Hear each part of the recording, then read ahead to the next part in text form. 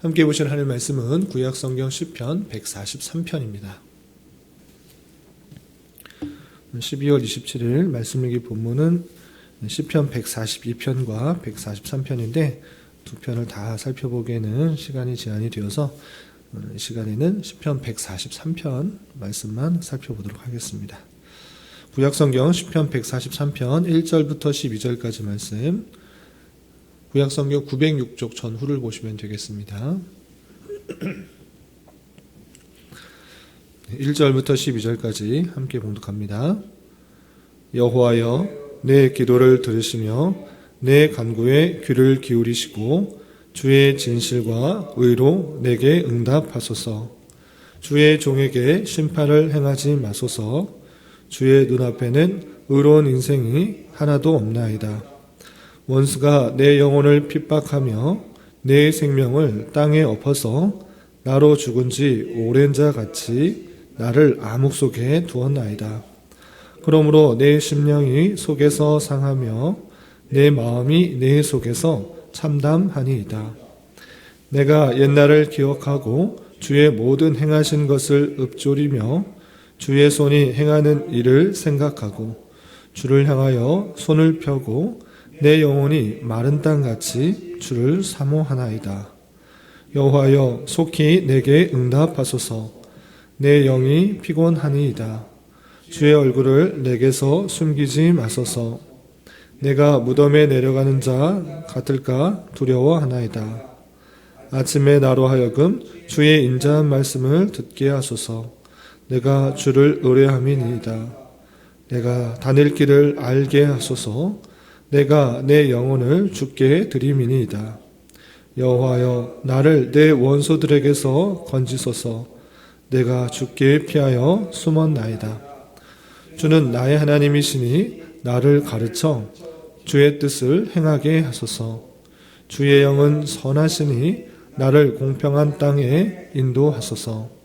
여호와여, 주의 이름을 위하여 나를 살리시고 주의 의로 내 영혼을 환난에서 끌어내소서.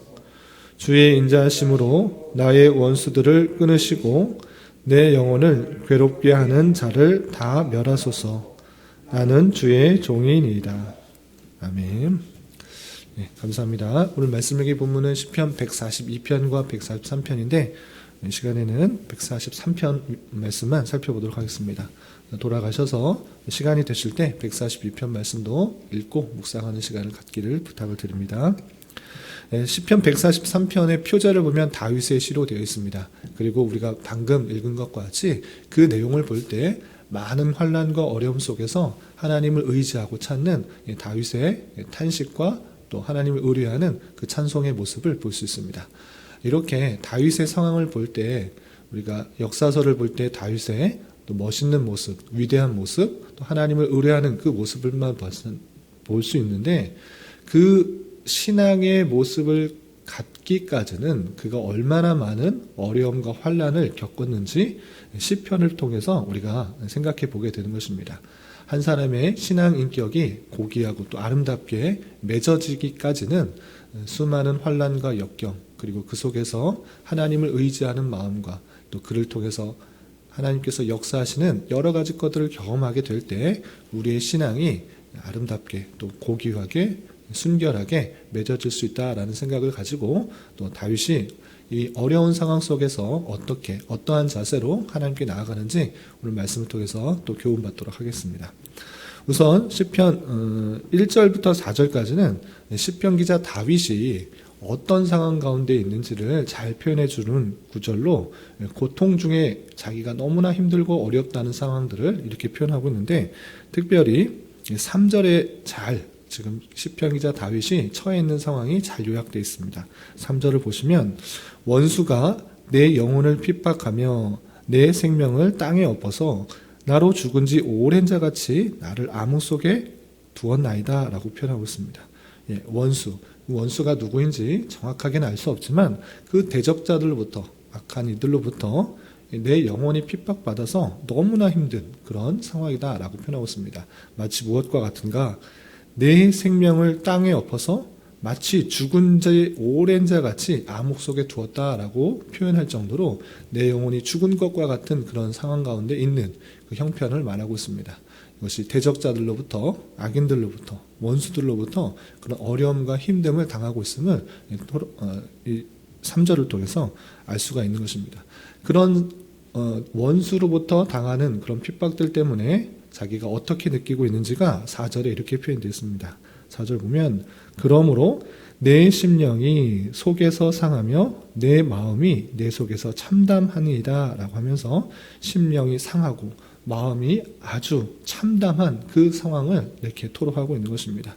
이렇게 원수로부터 당하는 핍박과 환난 속에서 너무나 힘들고 어려운 마치 죽은 것과 같은 그런 상황 속에서 시편 기자 다윗은 하나님 앞에 더욱더 기도를 하는 것입니다. 그래서 이런 상황 속에서 시편 기자 다윗은 1절에 이렇게 하나님께 나아가고 있는 것입니다. 다시 1절로 돌아가면 여호와여 내 기도를 들으시며 내 간구에 귀를 기울이시고 주의 진실과 의로 내게 응답하소서라고 하면서 어렵고 힘든 상황 속에서 시편 기자 다윗은 오직 하나님밖에 의지할 것이 없다라는 그 마음을 가지고 하나님께 나아가며 하나님께 기도와 간구를 올려드리는 것입니다.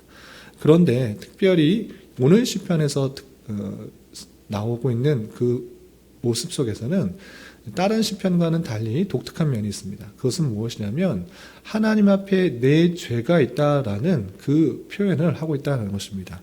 2절에 이런 표현이 있습니다. 2절 잘 보시면 주의 종에게 심판을 행하지 마소서 주의 눈앞에는 의로운 인생이 하나도 없나이다 라고 표현하면서 지금 당하고 있는 원수로부터의 환난이 주의 심판으로 고백하고 있다는 점입니다. 그러니까 나는 아무 잘못 없는데 원수들로부터 공격을 받아서 너무 힘들다. 그래서 하나님 앞에 의뢰한다. 이 정도로 그치는 여타의 시와는 다르게 독특한 면이 이것은 주의 심판이다라고 생각하고 있다라는 점입니다. 그리고 그 주의 심판, 종에게 심판을 행하지 말아 달라라고 하면서 주의 눈앞에는 의로운 인생이 하나도 없나이다라고 표현하고 있는 것입니다.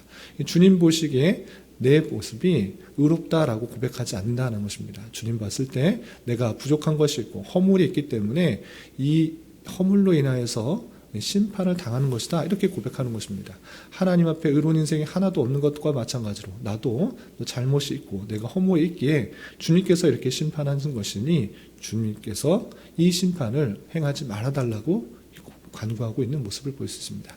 이 모습을 통해서 먼저 한 가지 생각해야 될 것은 무엇인가 라고 할 때 물론 하나님의 뜻을 잘 지키고 순종할 때 늘 평안하고 즐거운 일이 있는가? 그렇지 않고 이 죄악된 세상에서는 원치 않게 악인들과 죄인들로 말미암아 핍박과 탄압, 조롱, 비웃음을 당할 수 있는 것입니다. 그러한 것이 이 땅에서의 성도가 만나게 되는 현실입니다. 그럼에도 불구하고 성도가 잘못을 했을 때, 범죄하였을 때 하나님께서 행하는 심판이 있다라는 사실도 인식을 해야 되는 것입니다. 하나님께서 택하신 백성들이 올바르게 자라도록 거룩과 순결에 주의 백성답게 자라나게 하나님께서는 심판을 통하여서 악인들을 통하여서 다양한 환경과 사건을 통해서 어려움을 주고 자신이 잘못했다는 것을 자신의 죄악들을 발견하고 하나님께서 채찍질하는 또 심판하는 다양한 손길을 통해 내 죄를 바라볼 수 있게 하는 형편이다라는 사실들을 잊지 말아야 될 것입니다. 그러니까 성도가 당하는 어려움을 만났을 때 내가 원치 않는 여러 가지 환난과 역경과 어려움을 만났을 때 첫 번째 생각해야 되는 것은 무엇인가? 혹여나 나의 잘못으로 인하여서 하나님께서 채찍질하는 손길은 아닌가 먼저 살펴볼 필요가 있는 것입니다. 그렇게 하나님께서 주시는 심판의 경고에 또는 채찍질하는 손길은 아닌지 되돌아보며 하나님께서 이 심판을 이 채찍을 멈춰달라고 하면서 내 죄를 고백하는 수단으로 여겨야 될 것입니다. 이렇게 시편 기자는 악인들의 그런 고난들이 혹여나 나의 죄 때문에 그런 것은 아닌지 생각해보며 주 앞에서는 의로운 자가 하나도 없습니다. 그러니 하나님 저를 심판하지 말아 주십시오 라고 먼저 자신의 죄를 고백하는 그 모습을 볼 수 있는 것입니다. 이렇게 시편 기자는 자신의 죄를 돌아보면서 심판을 멈춰달라고 외치는 가운데 또 하나님께 구원해달라고 외치는 가운데 특별한 자세가 있습니다. 그 자세가 5절이야 10절까지 이렇게 표현되고 있습니다. 특별한 자세가 무엇인지 시편 기자 다윗의 자세를 한번 보도록 하겠습니다. 5절 이하 쭉 읽어보면 내가 옛날을 기억하고 주의 모든 행하신 것을 읊조리며 주의 손이 행하는 일을 생각하고 주를 향하여 손을 펴고 내 영혼이 마른 땅같이 주를 사모하나이다. 옛날에 하나님께서 주셨던 은혜를 생각하면서 더욱더 주님 앞에 손을 펴서 주님께 모든 것을 의뢰하는 마음으로 나아가고 있는 것입니다. 그리고 7절 보면 여호와여 속히 내게 응답하소서 내 영혼이 피곤하나이다. 주의 얼굴을 내게서 숨기지 마소서 내가 무덤에 내려가는 자 같을까 두려워하나이다.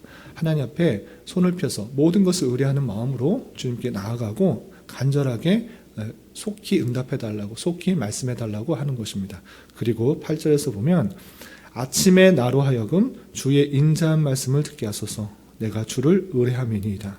내가 다닐 길을 알게 하소서 내가 내 영혼을 주께 드림이니이다 라고 표현하고 있습니다. 이 시편 기자 다윗은 하나님 앞에 간절히 나아가면서 하나님의 말씀을 기다리고 있습니다. 아침에 나로 하여금 주의 진자한 말씀을 듣게 하소서라는 것은 가장 아침, 하루의 가장 시작에 하나님의 말씀을 통해서 그 말씀을 듣고자 하는 것입니다. 그 말씀을 들음으로 말미암아 내가 갈 길을 알게 해달라고 하는 그 자세를 볼 수가 있는 것입니다. 그러니까 내 생각과 내 뜻, 내 원함들을 가지고 하나님의 뜻을 조정하려고 하는 것이 아니라 하나님의 뜻이 무엇인지를 아침 이른 시간에 그 말씀을 받아 그 말씀대로 살아가려는 자세가 이 다윗에게 있다는 것입니다. 그래서 아침에 나로 하여금 주의 인자 말씀을 듣게 하소서 그리고 내가 다닐 길을 알게 하소서 내 영혼을 주께 드림이리다 하면서 하나님께서 하시는 말씀대로 내 삶을 바치겠다라는 그 자세가 나오고 있는 것입니다. 여타의 인생들은 하나님의 이름을 불러가며 내 뜻 이루어 달라고 내 생각 이루어 달라고 그렇게 요청할 수도 있습니다. 그러나 성도의 마땅한 자세는 하나님께서 하시고자 하는 말씀을 잘 깨달아 그 뜻을 내 삶으로 적용할 수 있는 그 뜻에 따라 한 걸음 한 걸음 나아가는 자세가 중요한 것입니다. 다윗도 여러 가지 환난과 어려움 속에서 단순히 나 구원해달라고 나 이 환난과 어려움과 역경 속에서 그냥 빠져나가게 달라는 그런 차원의 기도가 아니라 그런 상황에서 모든 것을 하나님 앞에 의탁하는 마음으로 손을 벌려 주님께 드리면서 하나님 주시는 말씀, 그 이른 아침에 하루를 살아갈 수 있는 그 말씀을 내게 달라. 그 말씀을 대로 내 삶을 드리고 내가 갈 길을 알게 하겠다라는 그 자세로 하는 것입니다. 오늘 우리가 이 자리에 나와서 이렇게 새벽부터 나와서 기도하는 이유가 무엇입니까? 말씀을 듣는 이유가 무엇입니까? 내가 세상적인 욕구를 일반 이 땅의 종교의 사람들이 하는 것처럼 정한수 떼어놓고 새벽부터 물 하나 떠나놓고 알지 못하는 신에게 빌고 간절하게 빌어서 그 알지 못하는 신에게 내 뜻을 이루어달라고 하는 그런 차원의 기도가 아닌 것입니다. 새벽 기도 열심히 나오면 어떤 복을 주는가 이것이 아니라 우리가 새벽부터 나와서 이른 아침 나와서 하나님 말씀을 듣는 것은 무엇입니까? 내 뜻과 내 생각과 내 판단대로 사는 것이 아니라 오직 하루 살아갈 힘을 주님으로부터 받고 주님께서 주시는 말씀대로 내가 갈 길을 가겠다라는 그 자세로 나와서 이렇게 말씀을 듣고 또 기도하고 살아가는 것입니다. 주께서 말씀하시는 대로 내가 살아가기 위한 다짐, 그것이 이 이른 아침에 이 자리에 나와서 기도하는 것이고 말씀을 듣는 그 자세인 것입니다. 그 표현이 또 한 번 10절에 이렇게 드러나고 있습니다. 10절 보시면 주는 나의 하나님이시니 나를 가르쳐 주의 뜻을 행하게 하소서 주의 영은 선하시니 나를 공평한 땅에 인도하소서라고 표현하고 있습니다. 시편 기자 다윗은 하나님께서 주신 말씀, 그 말씀으로 나를 가르쳐 깨우쳐 달라고 하는 것입니다. 그리고 내 생각, 내가 원하는 것, 내 뜻을 이루어 달라고 하는 것이 아니라 주의 뜻을 행하게 하소서라고 고백하고 있는 것입니다. 그러니까 연약한 인생으로서 하나님의 선하시고 아름다우고 지극히 위대하신 그 뜻과 계획이 있음에도 불구하고 그것을 다 알지 못한 채 연약한 인생, 눈앞에 보이는 그 당장의 어려움과 환난을 피하기 위해서 또는 당장의 즐거움과 이익과 즐거움을 추구하기 위해서 하나님의 뜻을 계속적으로 바꾸려고 하고 내 뜻만 이루어달라고 하는 것이 아니라 성도의 마땅한 자세는 하나님의 높고 크시고 아름다우고 선하신 완벽한 계획이 있음을 알아 하나님께서 주시는 말씀대로 하루하루 순간순간 한 호흡 한 호흡 한 걸음 한 걸음 살아가겠다라고 다짐하며 그 뜻을 행하겠다고 다짐하는 자세가 우리 성도의 자세인 것입니다. 이렇게 시편 기자는 하나님의 뜻을 가르쳐 달라, 말씀해 달라 이 아침에 알려주시면 그 뜻대로 행하겠다라고 하는 그 다짐과 고백이 잘 드러나 있는 것입니다. 그리고 마지막 11절, 12절 보면 이렇게 주시는 말씀대로 행하면 내가 이로운가 아니면 누가 이로운가 누구를 위해서 이렇게 간구하고 있는가를 또 독특한 시선으로 고백하고 있는 것을 볼 수 있습니다. 마지막 11절, 12절 보겠습니다. 11절 여호와여 주의 이름을 위하여 나를 살리시고 주의 의로 내 영혼을 환난에서 끌어내소서. 주의 인자하심으로 나의 원수들을 끊으시고 내 영혼을 괴롭게 하는 자를 다 멸하소서. 나는 주의 종이니이다 라고 고백하고 있습니다. 독특하게 어떻게 표현하고 있습니까? 내 목숨 하나 살려주시면 감사하겠습니다. 나 살려주십시오. 나를 위하여 살려주십시오 라고 표현하지 않고 있습니다. 이 시편 기자는 그 나를 살려주는 것, 나를 원수들로부터 구원하는 것, 그것이 누구를 위한 것인가 라고 고백할 때 11절에 주의 이름을 위하여 나를 살리시고 라고 표현하고 있습니다. 하나님의 이름을 위하여, 하나님의 영광을 위하여 이 살게 해달라고 간구하는 이 표현을 볼 수 있습니다. 이것이 아주 중요합니다. 내가 살아가는 목적, 그것이 단순히 나의 이익과 나의 유익을 위하여가 아니라 하나님의 영광을 위하여, 하나님의 이름을 위하여 살아가는 것입니다. 왜 그렇습니까? 시편 기자 다윗은 주님의 종이다 라고 표현하고 있는 것입니다. 12절 말미에 나는 주의 종이니이다. 하나님의 종인데 하나님의 종, 하나님의 택하신 백성, 하나님의 자녀가 원수들로부터 공격을 받아 어려움을 받아 핍박을 받아 죽는다. 그것은 하나님의 이름에 먹칠하는 것이고 하나님의 영광을 가리우는 것이지 않습니까? 나는 주의 종이니 주의 영광을 위하여 주의 이름을 위하여 나를 구원하소서 나를 살리소서라고 외치는 것을 볼 수 있습니다. 이것이 성도의 아주 중요한 삶의 목표가 되는 것입니다. 무엇입니까? 내가 살아가는 이유, 내가 살아가는 목적, 단순히 나의 유익과 나의 만족과 나의 평안을 위해서 그것이 아니라 오직 하나님의 영광을 위하여서 살아가는 것입니다. 우리가 이 땅에서 살아가는 목적, 그것은 하나님의 백성이 하나님의 백성으로서의 존귀함과 또 아름다움과 선함으로 하나님께 영광이 돌려지도록 살아가는 삶인 것입니다. 단순히 나의 유익을 위해서가 아니라 하나님의 영광과 하나님의 이름이 더럽혀지지 않도록 한 걸음 한 걸음 살아가는 것이며 죽는 것조차 원수들로부터 핍박을 받아 죽었다. 그것은 하나님의 종의 죽음이 아니니 하나님께서 그 영광을 취하시도록 나를 구원해달라고 그 행하는 그 자세를 볼 수가 있는 것입니다. 이렇게 시편 기자는 주의 영광을 위해서 모든 삶을 살아가며 그리고 내 뜻과 내 생각과 내 만족을 만족시키기 위해서 하나님을 부르짖고 하나님을 찾는 것이 아니라 한 걸음 한 걸음 한 호흡 한 호흡 하나님의 뜻을 깨달아 그 뜻을 이루기 위해서 주의 말씀을 간절히 바라고 있는 그 모습을 살펴볼 수가 있는 것입니다. 이런 말씀을 대하는 자로서 다시 한번 정리하면 혹여나 내가 받는 여러 가지 어려움은 나의 부족함, 나의 교만, 나의 여러 가지 죄악 때문에 받는 고난일 수도 있다라고 생각하면서 여러 가지 어려움을 당할 때 먼저 내가 회개할 죄가 없는지 살펴보는 그 자세가 필요할 것입니다.